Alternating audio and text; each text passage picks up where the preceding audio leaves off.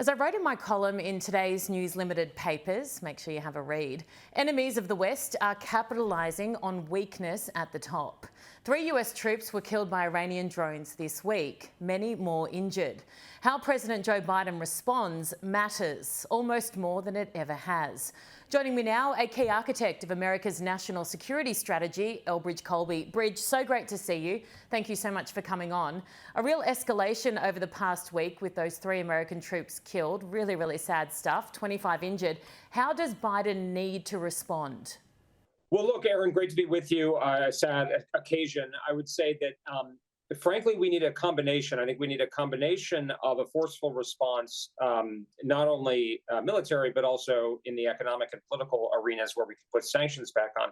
But I think we also need to reevaluate our posture here. I mean, we've got forces spread throughout Syria, Iraq, and even here in Jordan that are very vulnerable and of dubious utility. And actually, it seems like the Iranians and their proxy groups are using them as leverage points. So I would kind of combine the two with a hard punch or series of punches, coupled with a rationalization of our posture, things that we could have wrapped up years ago. But I think at this point, people's lives are on the line for unfortunately for reasons that are not sufficiently compelling. As I said, I wrote a column in the Daily Telegraph today and made the point that Biden now has on multiple occasions reassured Americans that Iran had been warned and, I quote, knew not to attack. Given they did exactly that less than 2 weeks after he'd said it, how damaging is that for his credibility? I think it is quite damaging. I mean, there are a lot of these debates about the consequences of things like the withdrawal from Afghanistan, which was obviously a debacle in the execution. I think they tell us less in a way about the United States in some abstract sense than they tell us about the particular person who's in the Oval Office, the ultimate, the resolute desk, such as it is. And I think there's been a real sense with President Biden, and I don't want to sound too partisan here, but I think this is an objective statement that, in the Afghanistan withdrawal, the way he's conducted the conflict in Europe, and now in the Middle East. I mean, I don't think I think that our adversaries and those who are trying to do us harm probably find him very calculable, measurable. I mean, you can even see right now that they're almost making excuses in the press through leaks and so forth for the Iranians, saying that the Iranians don't know what their proxy groups are doing, which of course gives the Iranians license to sort of say, see no evil, hear no evil. Who will rid me of this meddlesome priest, so to speak. So I think this is a very dangerous situation. I think this is where, the North Koreans and the Chinese are probably drawing the most conclusions is about how this particular individual and his team make decisions. And that is worrisome. Bridge, I know that you're very passionate about China and the threat that it poses to the West. Is there any chance that with America somewhat distracted at the moment on the Middle East and, of course, on Europe, the war between Russia and Ukraine, that China may see this as an opportunity to attack? I mean, you worked under a president, President Trump, who identified this threat almost before anyone else. What is your fear now? I think that's happening. I mean, I think, in fact, they told the American press on the sidelines of the meetings with Xi Jinping in Northern California late last year that basically Biden didn't have the bandwidth and his team didn't have the bandwidth to deal with Europe, the Middle East, and the re-election campaign they're trying to run.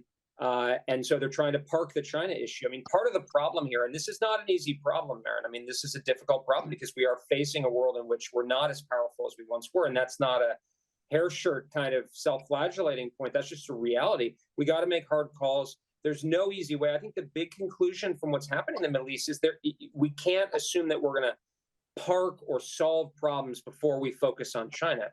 We got to focus on China. And I think, unfortunately, that is happening. Whether something will happen this year before the election or before the end of the year, I certainly don't know. And I don't know anybody who can credibly claim to know other than maybe Xi Jinping. But I think you see things intensifying along the peninsula. You see the Chinese not backing off at all. There was big testimony, this just a couple days ago from FBI Director Wray and other leading officials about the extent of the Chinese cyber penetration into U.S. critical systems. So, yeah, I think that is a very real danger. And of course, there was even a Global Times cartoon showing the Americans kind of, sort of waving their hands and sinking in quicksand, distracted. And I think that is a very real risk. Now, you were one of Trump's national security advisors. Would the world, do you think, be in such a precarious position under his leadership? Well, I think the proof is in the pudding here, Erin. I mean, it's sort of, I've been kind of pointing out on Twitter and so forth that foreign policy should be judged by results. And when President Trump left office, there was not a major war in Europe.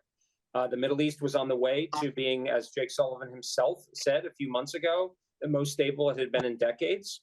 The United States was focusing on confronting China. The peninsula was, I think, less dangerous than it is now. So I think if you're going to look at results, and I think part of that is that calculability. I mean, President Trump said some things about Taiwan, for instance, that attracted attention, but that's a classic sort of strategic ambiguity position, and a position where I think people, aren't going to be able to calculate and sort of salami slice and take advantage and push him in the same way. So, and I think at the end of the day, again, the proof is in the pudding in terms of our priority being China. He was the one in his administration that turned us to focus on a tougher line towards China. So I would be much more optimistic with President Trump in office than with President Biden, that's for sure. Thank you so much for your expertise, Elbridge, and looking forward to seeing where you end up if potentially President Trump is reinstated. We'll wait and see. No presumption there, but thanks, Erin. Always a pleasure.